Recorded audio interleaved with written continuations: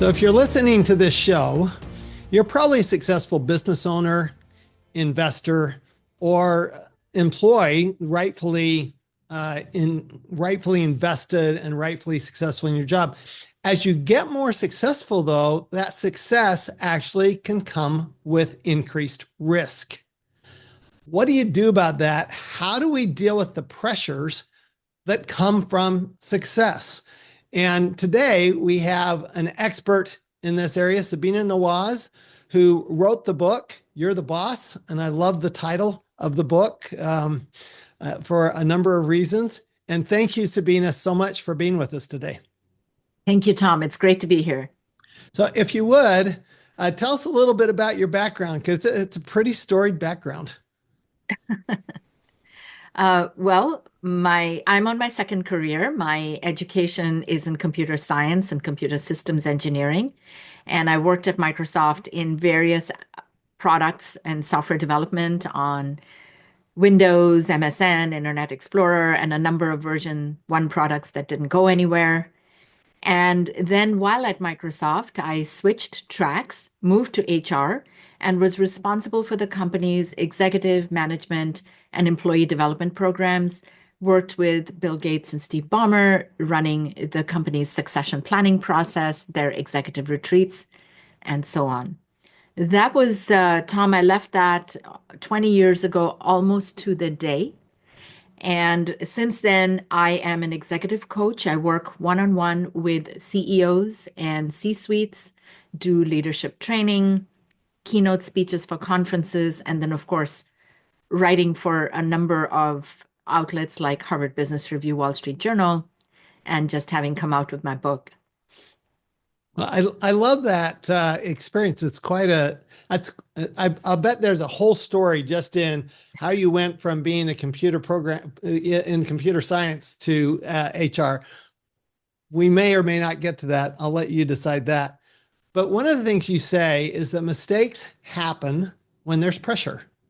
Mm-hmm. And what do you mean by that? And I mean, it may seem obvious to people, but I'm going, and then you also say that success increases, that kind of pressure. Mm-hmm. What do you mean when you talk about, this whole idea of dealing with the pressure? It reminds me, Tom, your question about what my mom used to say when I was about 9 years old. And she used to say, uneasy lies the head that wears the crown. In today's world, the higher up we go, the more pressure we have. Everybody is under pressure. As an entrepreneur running your own business, rife with pressure. As an employee dealing with a boss or with your daily demands and whatever else is going on in the world, lots of pressure. And the higher up you go, the more responsibility you have, the greater your pressure. So under pressure, we can do our best work sometimes, where it focuses us, it homes us in on the objective, and we suddenly rush to midnight deadlines with brilliant bursts of inspiration. But pressure can also corrupt our actions. It's not power, but pressure that really corrupts us. We act out. We shortcut things. We don't stop to praise and appreciate what people are doing. We might be snippy and lose our temper, maybe even raise our voice or worse. So pressure can bring out our inner monsters at times. So how do I identify those pitfalls, what you call pressure pitfalls? Well, firstly, thinking about what are the inner pressures that are inner hungers, perhaps, that are driving some of these pressures and causing you to show up in ways that you're not proud of. And what I mean by inner hungers are our need for affirmation, our need for being seen as the smartest person in the room, or the person who's made the most sacrifices, the person who's better than others in whatever way, or being seen as a martyr. These inner hungers are not bad. They just are. They're human. If you're human, you have these, usually more than one. But just like when you go to a grocery store hungry and you pick up junk food, if you go to work hungry with these kind of hungers unmet, you're going to indulge in junk behavior. You might not you might not take the time to drive to a certain objective because the people you work with have your number and they will divert you from having a tough conversation by praising you because you really love praise and so on. I love that idea of the time portfolio, treating it like an investment portfolio, where you're actually looking at your time as, hey, I have this amount of time. It's in my portfolio. How am I going to spend it? I've actually made the practice of, if you look at my calendar, it would indicate, if you're looking at it from the outside, that, hey, every minute is scheduled. And it is scheduled. It's just that sometimes it's scheduled to do thinking. Sometimes it's scheduled to do to do innovation. It's not always scheduled with meetings, but that's kind of one way I've done that, is to actually, my week, my assistant actually puts it in the calendar so that it is scheduled so that somebody else doesn't take that time. What are some other ways that you found that are successful for dealing with that time portfolio? The key to making that think time work is to block some doing time right before that. So if you're scheduled for your blank space from, say, 9 to 11 on a Friday, whack down your to-do list from 3 to 5 on a Thursday. And to your question, Tom, about how to make a really robust time portfolio, the number one mistake to avoid is to do it in one big switch. Mhm. Often, when my clients go, oh gosh, I'm spending too much time on email and messaging, which who doesn't? I'm spending about 35% of my time there, and I'm going to go to 20%, and let's just declare a war on emails and messages right away. Well, that's not really going to work. That's going to be about as effective as New Year's resolutions are for most of us. And so I encourage people to indulge in the power of micro habits, which is ridiculously small steps. Let's say that whenever you're online, you cannot help yourself and you go to your messaging. So, what if your micro habit is that for 1 minute a day, I'm going to work offline? I can still work, but I'll turn off. I will turn off the hard switch of the internet and turn off data so I'm offline. That's how small a micro habit is. And slowly, after weeks of doing that, you might get to 2 minutes, 3 minutes, and so on, and work your way over time to the bigger shifts. I love that. Yeah, we have to. I do get you have to change incrementally. One of those things that you talk about in your book about incrementally is delegating incrementally, and so instead of, I call it the difference between delegating and dumping. So I think we often dump on people, and we don't adequately delegate to them. And I find when we properly delegate, they can do a lot more, and they will do a lot more than we even think that they can do. Mhm. So can you kind of walk us through the incremental idea of delegating? Mhm. Yes, I love the term dumping. I might have to borrow that, Tom. I call it the number one mistake we make is treating it as an on-off switch, what you're calling dumping. So here, Tom, take this. I trust you. I Yep. empower you. Go forth. And we have this client presentation on Monday. Send this to me by Friday. Friday, 4 o'clock, I get this, and it is completely different from what I was expecting. Not only that, it's not the right thing. And there goes my weekend and my blood pressure and Tom's blood pressure, right? So we have just abdicated and Yep. we have created that switch without any clue whether the recipient has the knowledge, the skills, the context, or the understanding of what we want. So instead of doing that, what if we assess first? Where is this person in their journey relative to this particular job? And we start small. So we might start if we treat it as a dial instead of a switch, delegation works much better. We might start with notch one on the dial, which is just doing it ourselves, but having the other person watch. Then we might tell them. So we become very prescriptive. Hey, do this first, then do this other thing, then do this third thing. Next, we might teach them. So, for example, if you're writing on a document, instead of just putting the red lines in the document, you might put comments in the margin. So you start to add comments that say the reason we start this way is for this impact. The reason this comes in the second paragraph and not the first is here, is this. So now I'm teaching.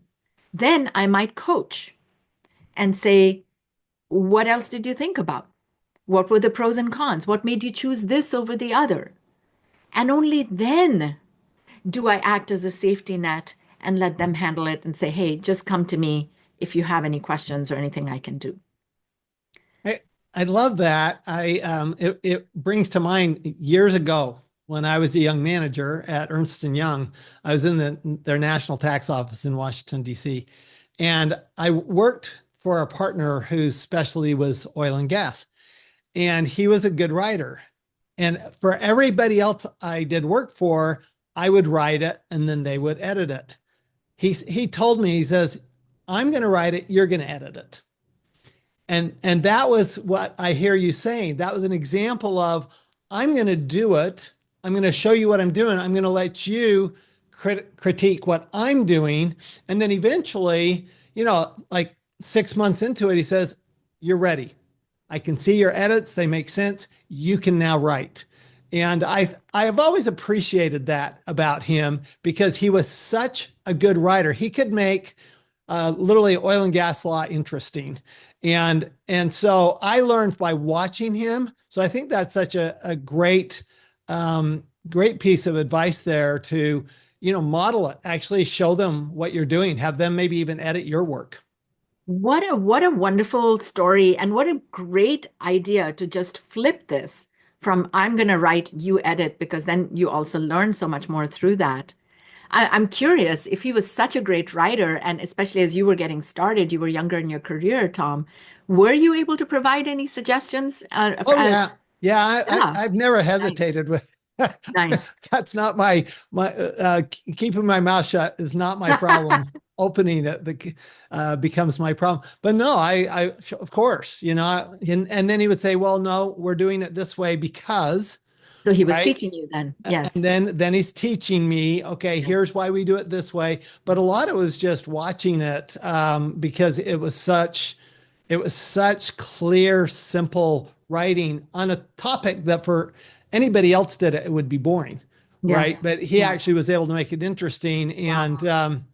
and so no, it was absolutely a terrific experience. And I had a lot of editors there. We did a lot of writing, but really he was my favorite just because he modeled it first and let me help him, and then he let me do it, and then he would help me, and then he would help edit mine. He was a great mentor, really, Nice. because of that. And I've actually translated that even into my tax advisory firm, my CPA firm, because what we do is I always have one of my young people on client calls with me right from the very beginning.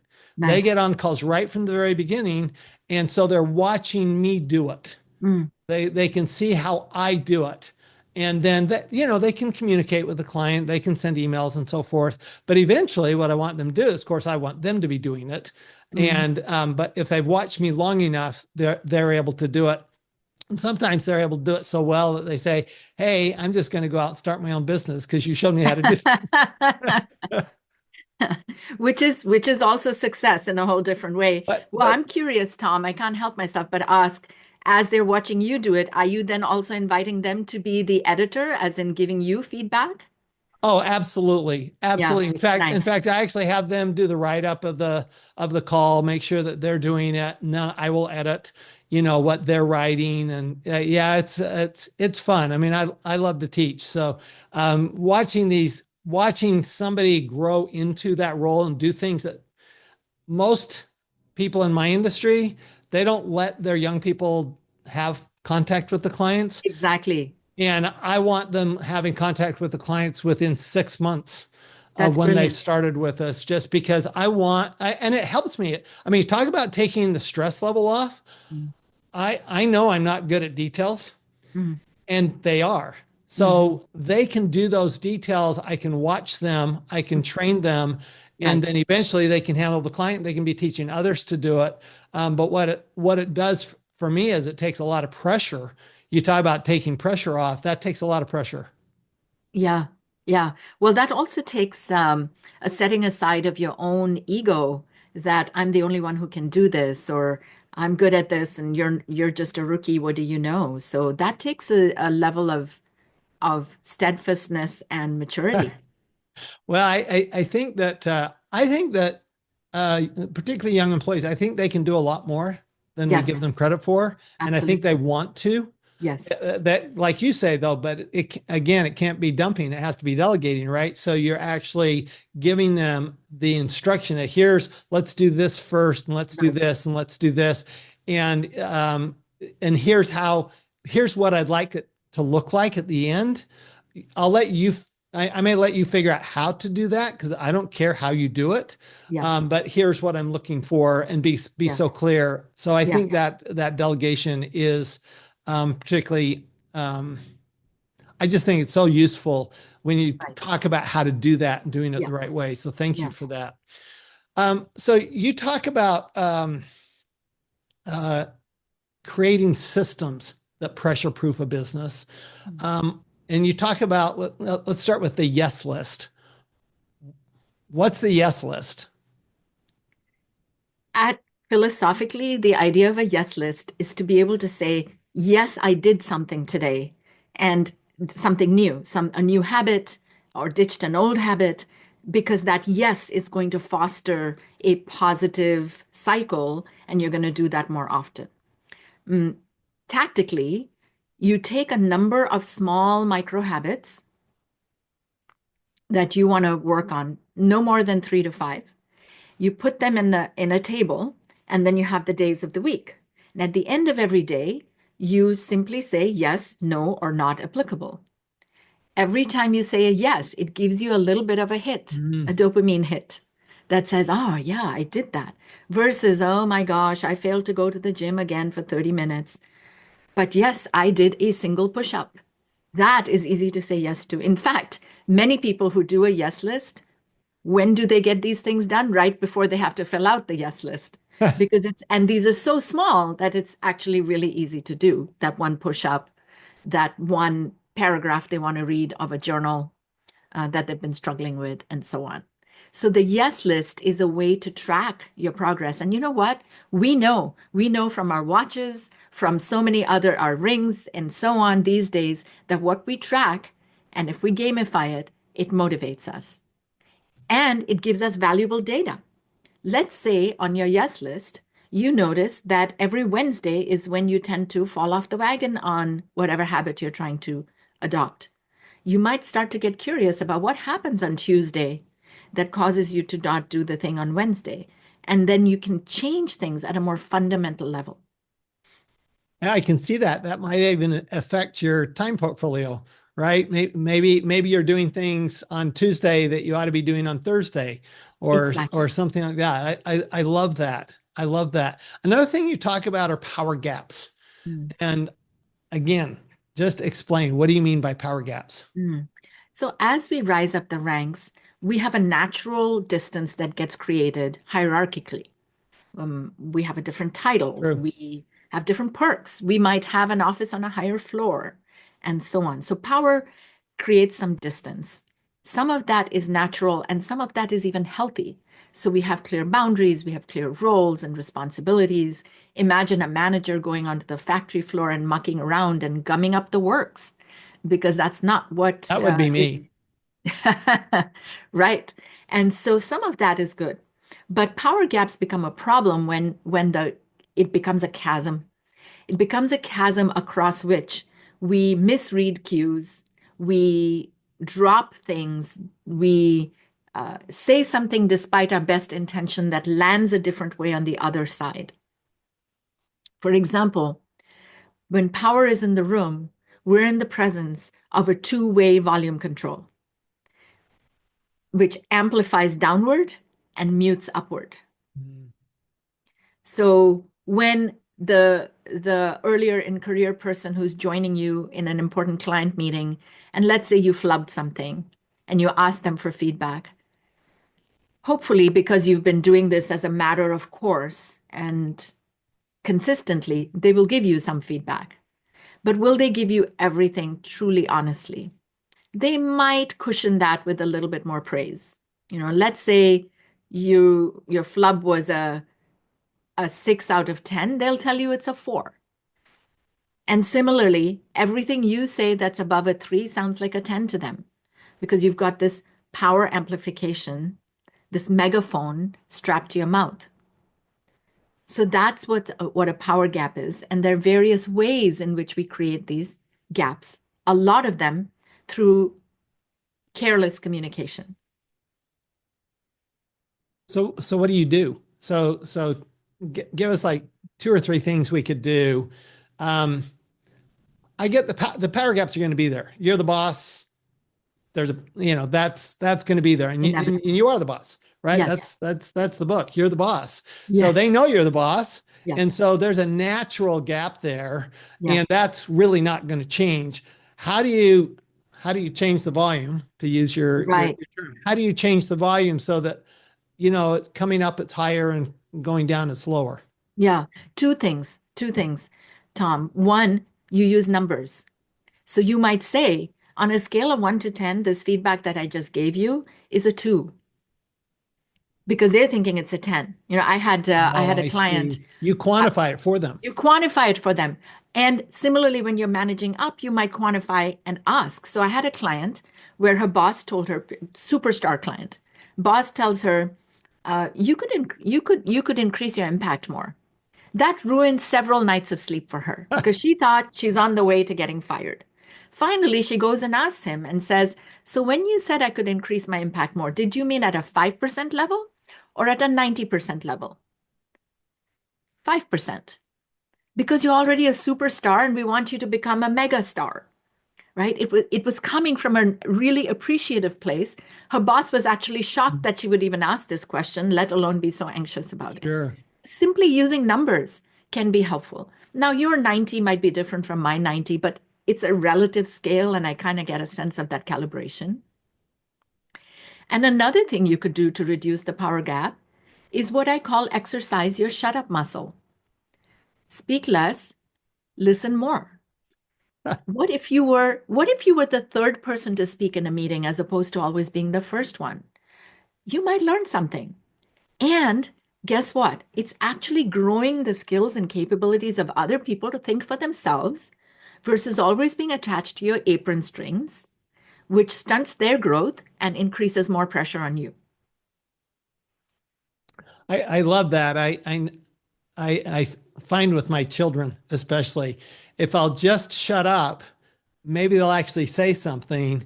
We in when you're on stage and you're asking questions, we call that the pregnant pause, right? You're asking a question, you're counting to 10, and you'll never get past 3, right? Before somebody will actually say something. Yes, But you have to be willing to yes, have silence in the yes, room. yes, How do you practice that so that it's because that's for people who are used to being in charge, they're used to talking. yes. How do you hold back like Oh that? gosh, it is really difficult. Self-restraint is the hardest thing. Okay. So you could have a micro habit, first of all, that you put on your yes list. Was there at least one meeting today where I was the third to speak? Yes or no? Now, how do you do that? Well, on video, it's easy. Put yourself on mute by default. By the time you reach up and click the unmute button, maybe you'll come to your senses and go, oh, wait a minute. 3 people haven't spoken yet. Let me go back on mute. Let me remain on mute. So using the mute button, taking notes. Take notes in the margin of your notebook of your own ideas that you think are Mm. so brilliant in the moment and that prevent you from being fully present, might even get you to interrupt other people. What if you banked those margin notes and you still get to share them closer to the end of the session? But now you can only share the ones that are uniquely your ideas. Because likely, as you said with your children, even 4 out of the 5 ideas somebody else brought up. This will make you look smarter, not dumber. If you withhold first, and it will allow other people to feel smart and having contributed. And isn't that what we all want? To have as many people ignited in work? Because with the pressures on us, with the uncertainties we have to deal with in our times, we cannot do it alone. I love that. My business, I'm thinking about my business partner of 24 years when she started as an employee. And we were talking, the partners were talking one day, and we go, we don't even know what her voice sounds like because she was sitting and listening. And then it was maybe a year later, the partnership broke up and I asked her to be a partner. Well, part of it was because she literally waited a year. It felt like almost a year before she goes, I know enough now to say something.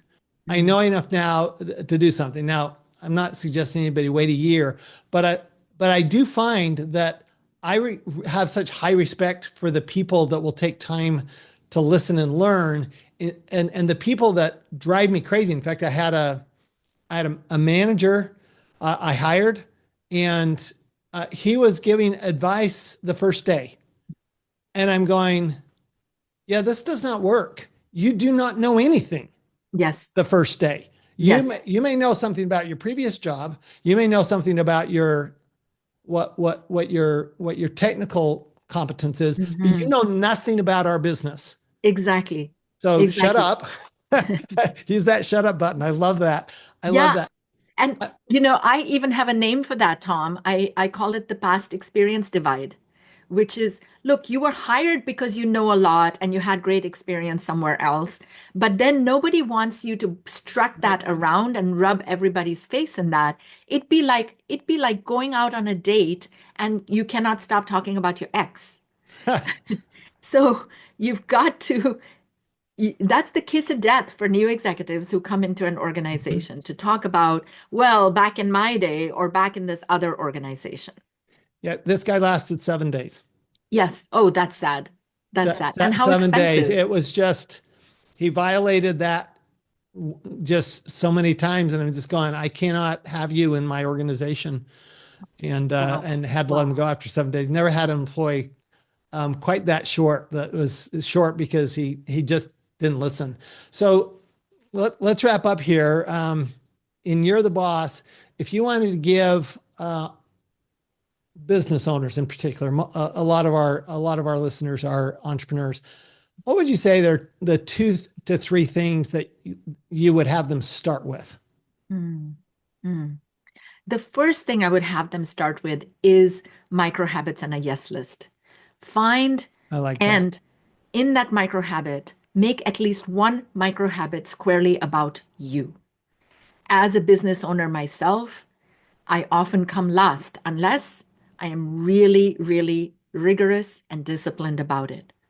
But through micro habits, that makes it easier to do because you go, oh, what? Something else that's going to add to my time? Not possible. But one push up you can do. Sometimes I can tell you, Tom, honestly, that I have a daily meditation practice. Does that mean I sit on a cushion for 30 minutes every day? Heck no. Sometimes my daily meditation practice is simply one inhale and one exhale done mindfully. Check. And I feel great about that. So the way to overachieve as a business owner where you've got all these other pressures coming at you is to underachieve, is to just do the smallest possible thing you can do for yourself through a micro habit and track it through a yes list. That would be one piece of advice I would give them. The second one would be, if possible, that blank space, taking what you're doing so well with the help of your assistant, taking some time, if you can, 2 hours a week, where you're stepping away from everything because we're so close to the action. We can lose the big picture and we can lose sight of ourselves and our humanity.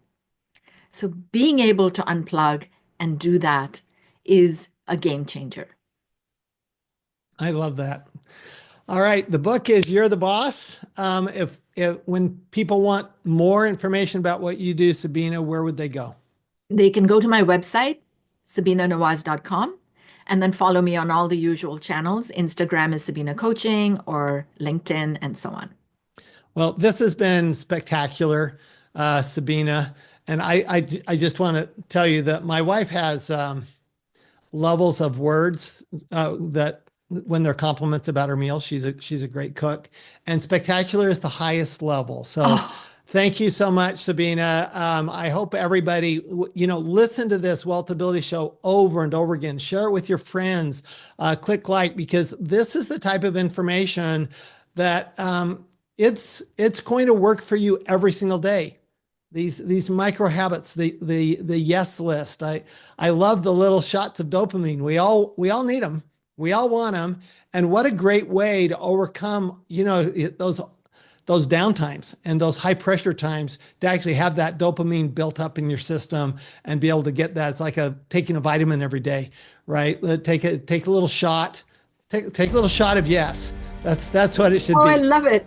Take a shot of yes um, uh, every single day.